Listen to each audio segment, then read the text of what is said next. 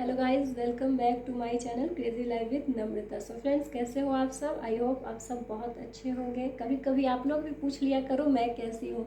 मैं भी अच्छी हूँ। तो चलिए, आज भी मैं आप लोगों के लिए बहुत ही छोटी सी कहानी लेकर आई हूँ। चलिए कहानी को शुरू करते हैं। देखिए मेरे साथ एक नई कहानी।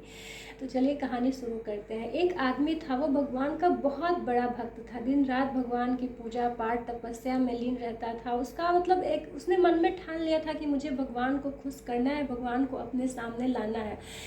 उस अनुसार से वो बहुत कठिन परिश्रम करता था। एक दिन ऐसा हुआ कि सच में उसके परिश्रम से, उसकी तपस्या से भगवान खुश हो गए और उन्होंने उनको दर्शन दिया। भगवान ने उस आदमी को दर्शन दिया और बोला कि चलो तुम्हें जो मांगना है मांगो, क्या चाहते हो। तो उस आदमी ने कहा, भगवान जी ने उसके सामने लेकिन एक शर्त रख दी पहले ही कि तुम जो मांगोगे उसका दुगना तुम्हारे आसपास के सभी लोगों को मिलेगा।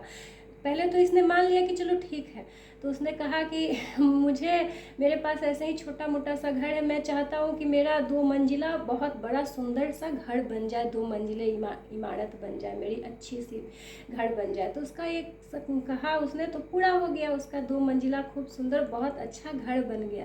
लेकिन जब वो अगले दिन बाहर निकला तो उसने देखा कि उसके आसपास जितने भी लोग हैं उसके गांव के, सब के 4 मंजिला घर बने हुए।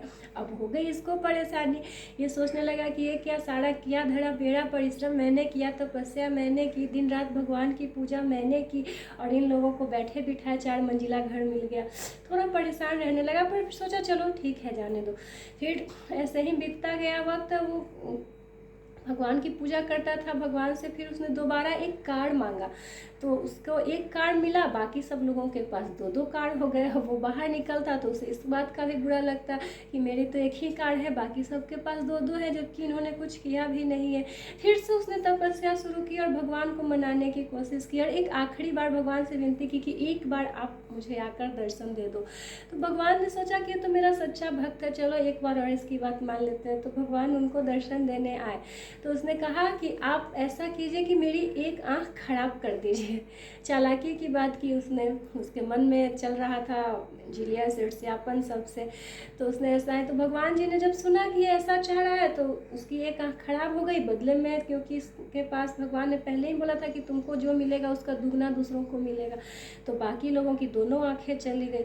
अब दूसरे दिन वो बाहर निकला तो देखा 4 मंजिला घर भी है, 2-2 कारें भी हैं सबके पास, पर मेरी तो एक आंख गई, एक आंख से मैं देख सकता हूँ, बाकियों के पास दोनों आंखें नहीं है, वो अंधे हो गए। अब जाके इसके कलेजे को ठंडक मिली। अब ये थोड़ा खुश हुआ कि अब ये हुआ है बराबरी वाला बात, मेरी मेहनत का फल मुझे मिलना चाहिए, बाकियों को नहीं मिलना चाहिए। तो कहीं ना कहीं तो ये आदमी गलत था, ऐसा इसका सोच रखना भी गलत था कि मैं ही आगे बढ़ूँ। तो ये कहानी वो राज भगवान की और भक्त की, इन सब की नहीं है। ये कहानी आज हमारे चारों तरफ, हमारे सोसाइटी में, हमारे समाज में जो चल रहा है उसकी है। ये कहानी हम यही बताती है कि आज का आदमी अपने दुख से परेशान नहीं है, वो दूसरों के सुख से परेशान है।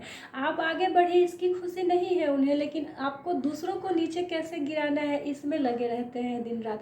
तो ये कहानी हमें यही सिखाती है कि जो आपके पास है, जितना आपके पास है उसमें खुश रहना सीखो, अपनी ज़िंदगी को अच्छे से जियो, उसको खुशहाल बनाओ, ना कि दूसरे को कैसे नीचे गिराना है, दूसरे को कैसे बेइज्जत करना है।